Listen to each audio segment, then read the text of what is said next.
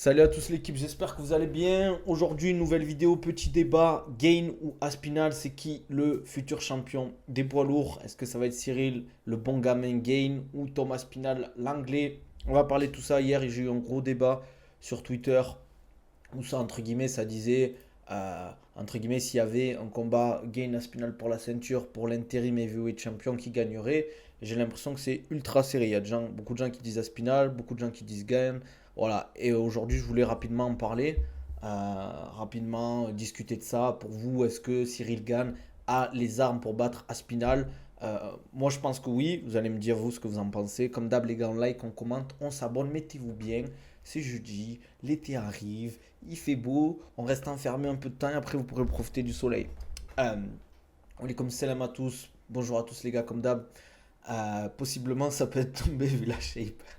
Aïe, aïe, si, Squeezie, tu m'avais manqué. En gros, pourquoi je dis ça? Parce que là, on sait que John Jones, il bloque un peu la catégorie. Je pense que l'UFC, potentiellement, il y a des rumeurs, ils disent qu'ils attendent un deal avec Netflix pour annoncer le combat, donc le retour de John Jones contre Thomas Spinal. Mais ça prend du temps. Et le problème, c'est que John Jones, il se fait vieux et Thomas Spinal, il l'attend. Il a battu le record de, on va dire, de celui qui maintient la ceinture intérim le plus longtemps possible. Aspinal démonte Cyril, troisième round, KO, s'il strike, premier round, soumission, s'il lutte. Moi, les gars, je vous le dis cash, je pense que Cyril Gain met une tempête à Aspinal en striking. Voilà. Gain, si son pied tient, il aura son avantage de mobilité. Voilà, ça c'est une bonne phrase que dit Manafa. Il a les armes, mais est-ce qu'il en a envie? Et voilà, pour moi, c'est ça comment ça s'appelle, qui fera que Gain fera une belle performance ou pas. Parce qu'on l'a vu face à Francis Ngannou, il a fait un super combat. Il a perdu sur un fait de jeu qui peut arriver, une erreur stratégique, etc. Mais face à John Jones, est-ce qu'il avait envie? Est-ce que c'était une erreur qui a fait que ben, John Jones a capitalisé dessus? Voilà quoi. Euh, Après, il y a pas mal d'interrogations parce qu'en fait, c'est des combats, c'est dur à pronostiquer parce que Thomas Spinal, il a jamais fait des combats longs. On ne sait pas ce que ça donne sur des combats longs. Cyril, il a jamais affronté. Si, on peut dire qu'il a affronté un mec de ce niveau en termes de grappling et de lutte, c'est John Jones. Mais il a jamais affronté un boxeur comme Aspinal, je trouve, qui est assez rapide pour le poids, qui bouge bien. Mais on peut dire la même chose pour Aspinal. Aspinal n'a jamais affronté un striker d'élite comme Cyril qui bouge aussi bien, qui a sa mobilité, qui a sa vivacité. Voilà. Euh, Après, bien évidemment, on parle du combat de Volkov, mais Volkov, certes, il était blessé, mais c'est pas une excuse. Ça fait partie du fait de jeu. Certes, il a eu une performance diminuée, mais je pense que sans cette blessure, Volkov, il lui prend les 5 rounds facilement, quoi. Parce qu'il gagne. Certes, il y a des gens qui disent oui, c'est un vol, Volkov aurait dû gagner. Mais les gars, moi j'ai revu le combat. Ok, ça aurait pu aller de l'autre côté, mais pour moi, c'est pas que c'est pas choquant. C'est que je vois pas un vol de la part de Cyril. Bien sûr, Gain gagne contre Aspinal, il est le seul à avoir fait 5 rounds contre Ngannou. C'est vrai, en plus, on se rend pas compte, hein. Gain a tous les avantages qui sont les faiblesses d'Aspinal à distance, rentrer sortir le cardio 5 rounds, vu que Cyril fait majoritairement des décisions. C'est vrai, c'est vrai. J'aime bien quand vous parlez comme ça, les gars, j'aime bien, j'aime bien. Spinal plus jeune, donc plus de chances de rester champion longtemps. Ouais, c'est vrai. Par contre, je pense que l'UFC va mettre en avant plus Aspinal que Cyril. Je suis d'accord avec vous, les gars. Ils ont aucun intérêt à, entre guillemets, mettre en avant Cyril Gane qui est pas un puncher qui met des gros KO. Question du cardio peut se poser pour Aspinal. C'est ça le truc aussi. Et en plus, on sait qu'il a été malade, là, Aspinal, à ce qui paraît, début d'année ou je crois l'année dernière, qu'il a chopé un vrai truc et tout, donc ça peut être compliqué. Dans la catégorie, aucun fighter n'a de combat programmé. Aspinal, Gain, Volkov, Pavlovich, Almeida, toute la catégorie est à l'arrêt. Est à l'arrêt. La faute à qui, les gars? La faute à l'UFC pour moi, la faute à John Jones, la faute aussi que pour moi la catégorie poids lourd il y a un problème, c'est qu'il y a des mecs qui sont pas censés être là et ils mettent en avant des mecs qui sont claqués quoi. Fight IQ pour Aspinal, je pense que Cyril a un meilleur Fight IQ qu'Aspinal. C'est mon avis perso, hein. Je dis pas que Aspinal a pas de Fight IQ, je pense qu'il a un bon Fight IQ, mais pour moi Cyril il a un super Fight IQ et on l'a vu dans plusieurs combats euh, face à Rosenstruck il a un fight IQ de malade mental. Je trouve que face à, comment il s'appelle, le judoka là. Ah, j'ai oublié son nom. Il a tabassé le mec. J'ai oublié son nom. Purée, les gars, si vous pouvez m'aider pour le nom de son adversaire. Le deal est ESPN Handicap. Ouais, c'est vrai. C'est bientôt. Voilà, il y a Spivak. Spivak, c'était Spivak. Ouais, voilà. Bien, bien vu, les gars. Spivak, il avait tabassé, les gars. Le game plan qu'il a mis en place face à Spivak, c'était magnifique. Il a essayé de rentrer au contact, Spivak. Ça n'a pas marché. Pourtant, il a essayé. Et franchement, il a tabassé. La faute au deal l'UFC Netflix qui bloque le combat Jones Aspinal. Ouais, mais les gars, si ça se fait fin d'année ou début d'année prochaine, c'est-à-dire que là, on va pas avoir de combat de la ceinture cette année pour la carte où on va avoir qu'un combat de ceinture pour la carte. Non, faut arrêter. Jones a dit demander à l'UFC pourquoi ça bloque. Selon Jones, c'est la faute de l'UFC. Ouais, mais bon. Les gars, si c'est pour dire que Cyril bat Aspinal, alors laissez John Jones partir à la retraite. Ben oui. Ben oui, pourquoi pas. Pourquoi il partirait pas à la retraite, John Jones? Ça y est, les gars, on l'a assez vu, John Jones. On l'a assez vu, les gars. Laissez-nous tranquilles. Laissez-nous tranquilles avec John Jones. C'est grave, pas le diffuseur. Le problème, c'est juste John qui veut pas combattre Aspinall. En vrai, le problème, c'est qu'on ne sait pas. Ça sert à rien, en fait, de dire que c'est la faute à John Jones, la faute à l'UFC. Pour moi, c'est la faute aux deux. C'est la faute aux deux, parce qu'on ne sait pas. Et c'est lui qui détient la ceinture. Et après, je trouve, en termes de communication, ben, John Jones, elle est bizarre, sa communication. On dirait qu'il dit, ouais, il dit à Aspinall, la mode reste à ta place, tu combattras quand on te le dit. Et l'UFC qui communique pas là-dessus, qui en parle pas, quoi. La KT est morte. Ouais, mais après, moi, je vais pas vous mentir, hein. Je comprends pas que les poids lourds, ils mettent encore des main events de poids lourds claqués, les gars. Là, déjà, le main event de ce week-end, ça me disait la dernière fois qu'il y a des gens qui vont regarder le main event. Les gars, franchement, arrêtez arrêtez, s'il vous plaît, arrêtez. Dans tous les cas, l'UFC doit faire quelque chose. Évidemment que l'UFC doit faire quelque chose. Ça fait un an qu'on voit Jones of Shape en Thaïlande ou dans des bleds exotiques, il kiffe, il est en pré-retraite. Moi, je pense, je vous le dis, si c'est Aspinal ou Cyril qui reprend Jones, je pense que Jones il va se faire ouvrir en deux, les gars. Après, c'est sûr, si tu laisses 6 mois à John Jones pour se préparer, ben, bien évidemment, il a le temps de se préparer. Mais si tu dis, ok, John Jones, dans 2 mois et demi, tu combats, là, je pense que ça va être chaud pour lui. Ça va être chaud pour lui. Parce que je trouve qu'il a très très mal vieilli, John Jones, hein. Je le trouve fatigué un peu. Que ce soit du visage, cheveux gris, il a l'air fatigué, quoi. John Jones, il est sous substance en Thaïlande. Ah, c'est sûr, il se tue aux champignons ou à la cocaïne. Jones attend juste que ce soit Gain Aspinal et que Gain gagne pour que Jones revienne. C'est possible, mais je pense pas. En vrai, pour moi, là, John Jones, il attend un dernier gros combat avec à la limite 10, 15 millions de dollars. Et après, il arrête, hein. Après, tu veux pas lui donner 8 mois, 9 mois pour préparer un combat, les gars. C'est pas. En fait, la problématique, je vous explique. John Jones, je pense qu'il veut prendre un gros salaire pour son dernier combat. Son prochain combat, ça serait quand? Fin d'année, avec le deal pour Netflix. Donc, ça serait 10 millions minimum pour son prochain combat. S'il prend Spinal, c'est Bourbier. S'il prend Cyril, c'est moins Bourbier. Euh, je pense qu'il se dit, j'attends le deal avec Netflix, je prends mon chèque, je perds, j'ai fait mon taf, j'ai tapé Stipe, j'ai tapé la catégorie 93 kilos, et derrière, ok, je perds, je vais tout donner. Mais si je gagne, je pars en mode GOAT, j'ai tapé à Spinal, personne ne pourra rien dire, je suis le boss du game, tu vois. Après, pour moi, personnellement, c'est le boss du game en termes de performance. Après, il y a le problème du dopage, le problème de mec qui a frappé sa femme, le problème de l'accident avec la femme enceinte. Tout ça réuni, tu peux pas me dire que c'est le GOAT. Parce que pour moi, il n'y a pas que la performance, il y a aussi ben, commenter en dehors du. Comment ça s'appelle?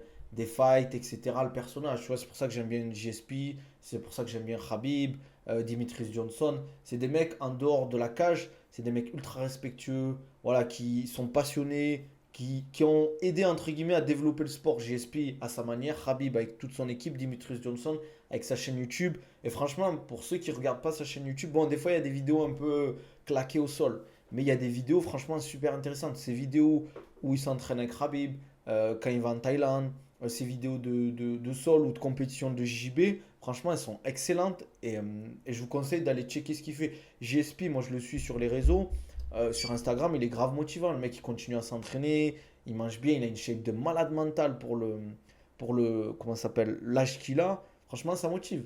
John Jones, qu'est-ce qu'il fait là? Il est en Thaïlande, il doit s'amuser, il kiffe.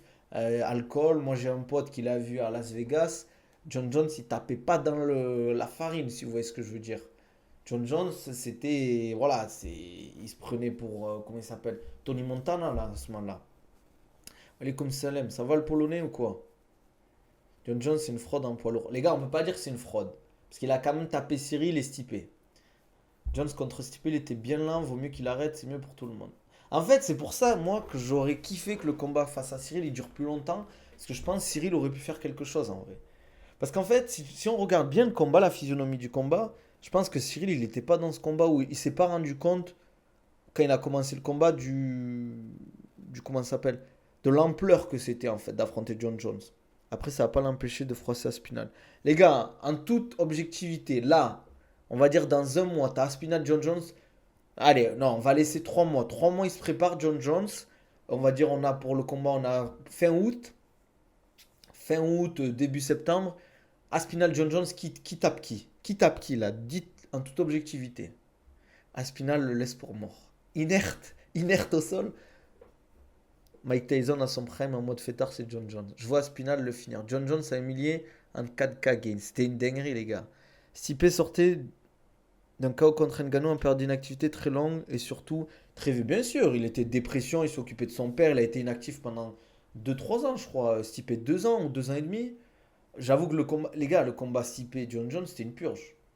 Aspinal peut le tuer, soyons sérieux. Jones, c'est trop intelligent, c'est ça le truc.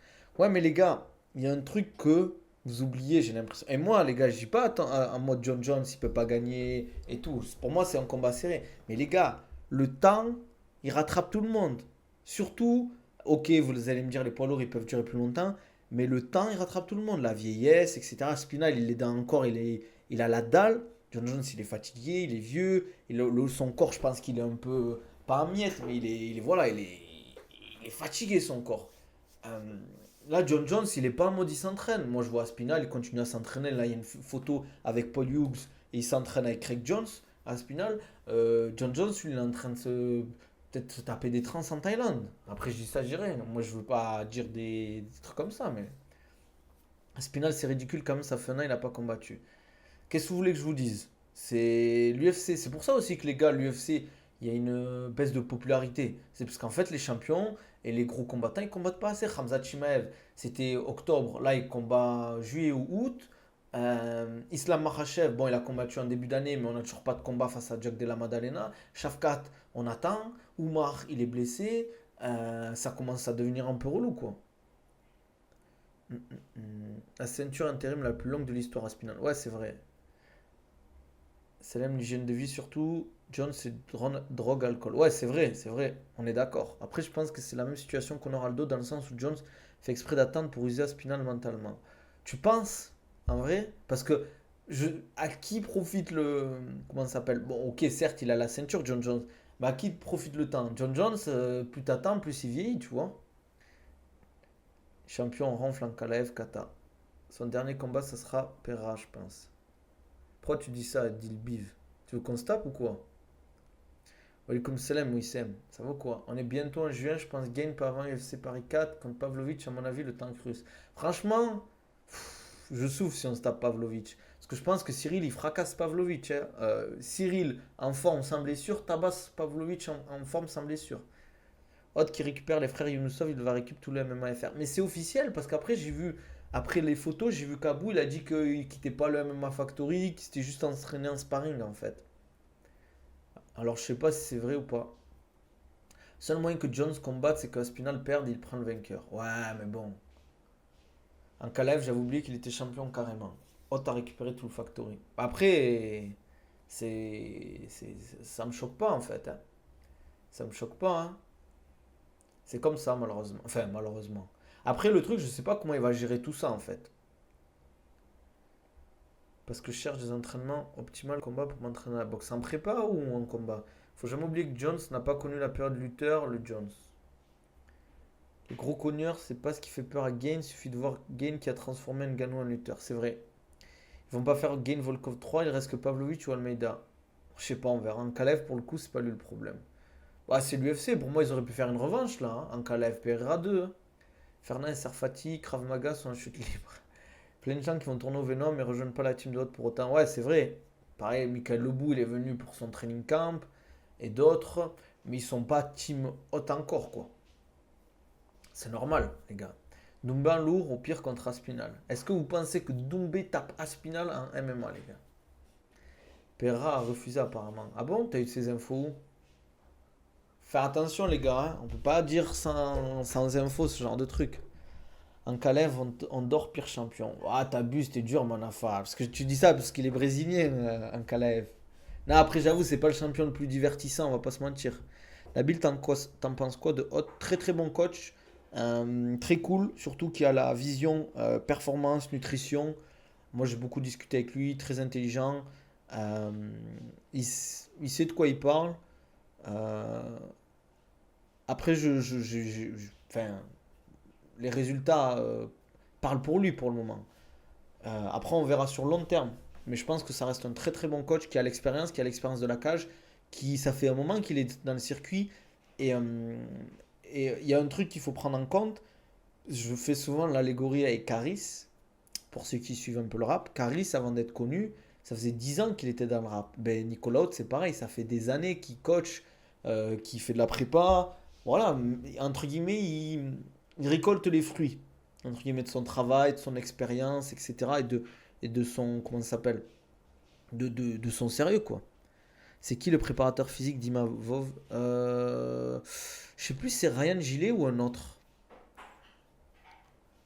En tant que nutritionniste, j'ai pas trop parlé nutrition avec lui. Après, je pense qu'il est compétent là-dessus. On a vite fait parler nutrition, mais pas tant que ça.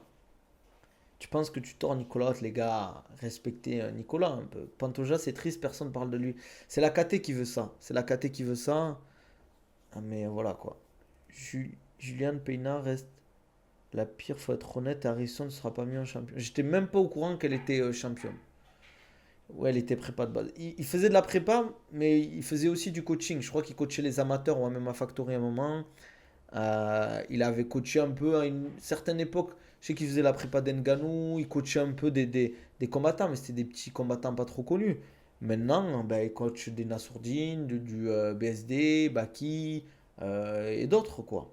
Après, malheureusement, et heureusement aussi pour les autres, c'est que tu peux pas en fait coacher tout le monde en fait. Tu es limité par le temps, par l'énergie que tu peux donner, les voyages, etc. Je pense que c'est bien un peu de faire à la Trevor Whitman des phases de capsule où tu bosses avec deux, trois athlètes de très haut niveau qui peuvent s'apporter. Dans le MMA français, tu penses que ça se dope? Bien sûr, les gars. Récemment, on a eu des combattants français qui se sont fait choper pour dopage. Euh, Bien sûr, bien sûr.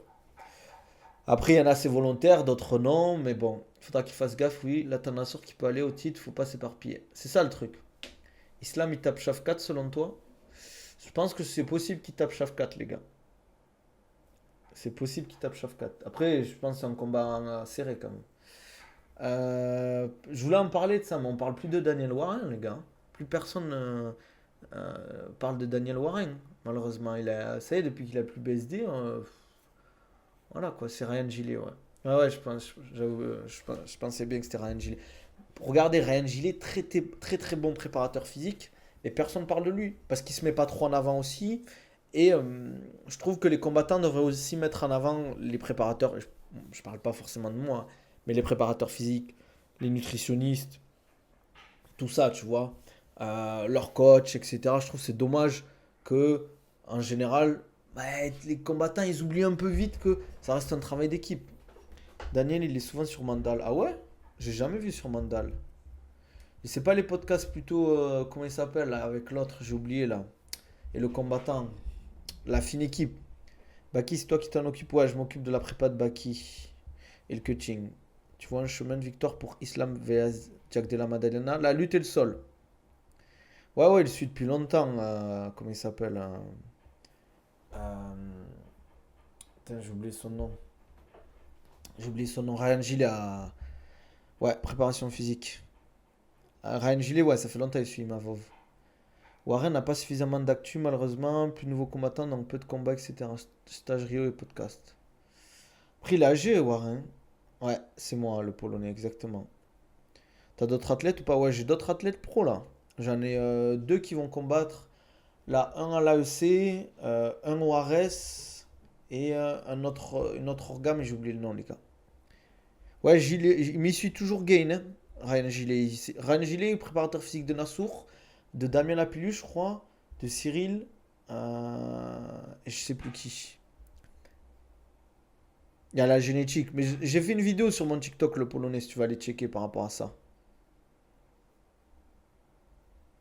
Daniel Warren a perdu gros sans BSD, surtout que Mathieu a échoué au Dana White Contenders. Après, c'est dur le haut niveau, les gars. Ouais, mais des fois, il va sur Mandal avec NS. Ah, je savais pas. Non, franchement, Warren, on le voit beaucoup encore. C'est un des plus actifs médiatiquement dans les coachs. Ah bon? T'as des athlètes en dehors du MMA? Ouais, foot. Comment ça se fait? Quand vous posez les questions, les gars, s'il vous plaît, essayez de faire en sorte de m'aiguiller parce qu'en fait, des fois, en fonction, vu qu'il y a un peu de décalage au niveau de ce que je dis, je sais pas de quoi on parle. J'aimerais bien que tu fasses des analyses de diète et de physique de mecs connus. Ben, propose, genre, je peux en faire. Si t'as des vidéos, si vous avez des vidéos, les gars, je peux le faire, il n'y a pas de problème. Nabil, j'ai une question. Je vois la story de Bakil, fait du cardio. Attends, je lis, putain. Fait du cardio, il brûle 200 calories en 10 minutes. Ça me choque pas, les gars. Il fait plus de 90 kilos hors combat. Il se tue. Et là, il est fort, tu vois qui? Comme joueur de foot, je peux pas parler de ça. Le conseil Baki sur la nutrition, ouais, je l'aide pas mal là-dessus. Si je vois ton com, frérot. Surtout sur les camps, en fait. Ouais, vas-y, au pire, envoie, hein, si t'as. Ben, les gars, il est chaud, c'est tout. Il bombarde pendant 10 minutes. Vas-y, au pire, envoie-moi un DM, le polonais. Vous avez parlé de Boafia ou de Dana White Contender Series. Je pense que c'est un bon profil pour les Dana White Contender Series. C'est bourbier les Dana White Contender Series, mais je pense qu'il peut passer le cap. Tout dépend de sur qui il tombe. Tu penses que pour entrer à l'UFC, vaut mieux Dana White Contender Series ou Short Notice? Les gars, le problème, c'est que tu vois, t'as jamais rarement le choix. Et le problème des Dana White Contender Series, c'est que, en fait, si tu perds, t'as pas le contrat. Et même si tu gagnes, que tu fais un combat pourri, t'as pas de contrat. Tandis que Short Notice, en général, quand il te propose un Short Notice, il te propose plusieurs combats en même temps. Commence par la diète de Doumbé.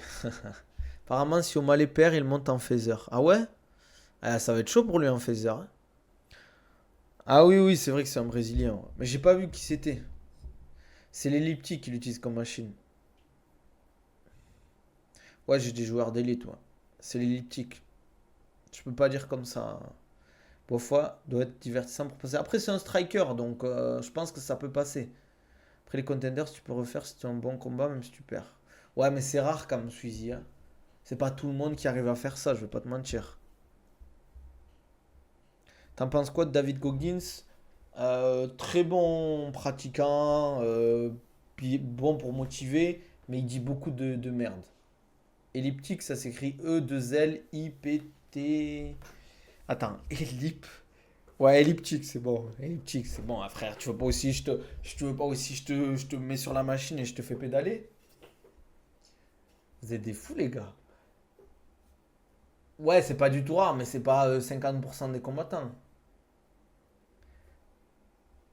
C'est quoi qui dit par exo de merde ça? Ben, en fait, il dit beaucoup de merde en mode ouais quand il dit après c'est une phrase en mode pour motiver, mais tu sais t'as une comment ça s'appelle, je sais plus, t'as un intervieweur, il lui dit ouais tu cours pendant des heures tous les jours quasiment, et lui il répond days, en mode il court tu vois des jours entiers, frère, ça c'est pour flex, tu vois, mais sois sérieux un minimum, arrête, sors de ton personnage des fois, tu vois ce que je veux dire, il fait le mec qui motive. Maintenant, il est en miettes. Il s'est fait opérer du genou, j'ai vu, de l'épaule.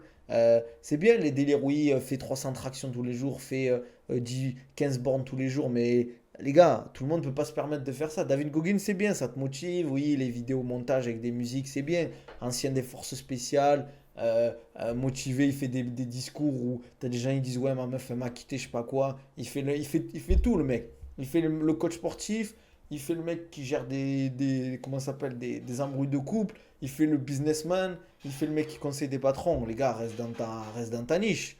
Reste dans ta niche. Arrête de nous parler ouais, ta meuf t'a quitté, tu dois faire ci, c'est ça, tu vois. Chacun a ses situations, chacun a ses problématiques. Tu nous fais le mec. Euh, vous avez compris, quoi.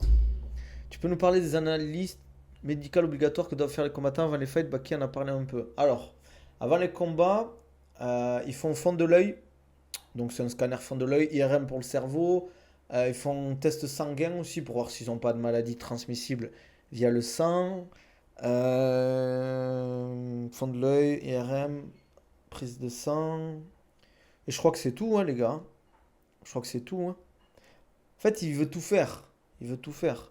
Je vais passer à la machine elliptique au lieu de faire 10 000 pas. Eh les gars, vous voulez perdre du poids? Faites de l'elliptique si vous voulez faire du cardio à la salle. Pour moi, c'est la meilleure machine. Je l'ai toujours dit. C'est la moins fatigante par rapport au tapis ou comment ça s'appelle ou à l'escalier elliptique. Tu mets une grosse résistance et tu bombardes pendant 1 heure, les gars. Bon, c'est fatigant.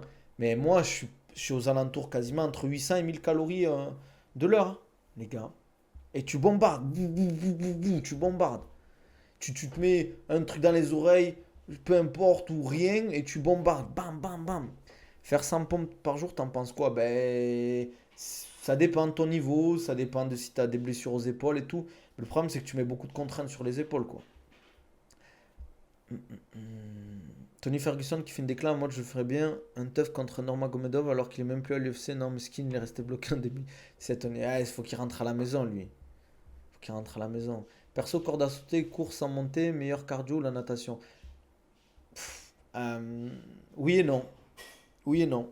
Je suis à moitié d'accord. Parce que tu peux faire de la natation, mais courir et faire de la natation, c'est deux choses différentes. Va demander à un coureur d'aller nager et un nageur d'aller courir. Tu vas voir que les deux, ils vont être cramés au bout de quelques minutes, même pas, quoi. Qui c'est qui est le plus efficace pour faire un déficit calorique? Ah, ok, oui, oui. Tony est devenu fou. Running et VTT pour ma part. Ah ouais, il est chaud, mon enfant. On a des sportifs ici, les gars. On a des sportifs. Ah, j'ai envie de me craquer les cervicales, là. Qu'est-ce que je voulais dire d'autre aussi? Il y avait quoi aussi dont je voulais parler aujourd'hui? Je sais plus si je voulais parler d'un truc ou pas. Je vais regarder un rapide. C'est vrai qu'en ce moment, c'est assez calme, hein. Hum, hum, hum. Ah, j'ai vu qu'ils vont mettre un patch l'UFC début. Je sais pas si vous avez vu, c'est de la merde. Je vais vous montrer un peu. C'est éclaté, mais bon. Il y a que ceux sur Twitch qui verront, les gars.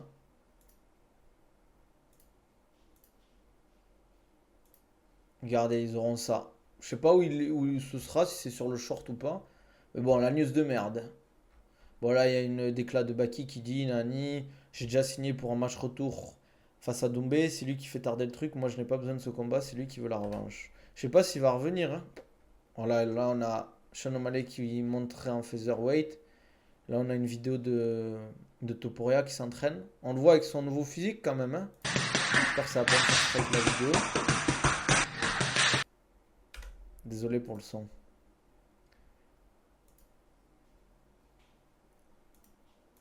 Un PFL Paris est prévu pour septembre, peut-être.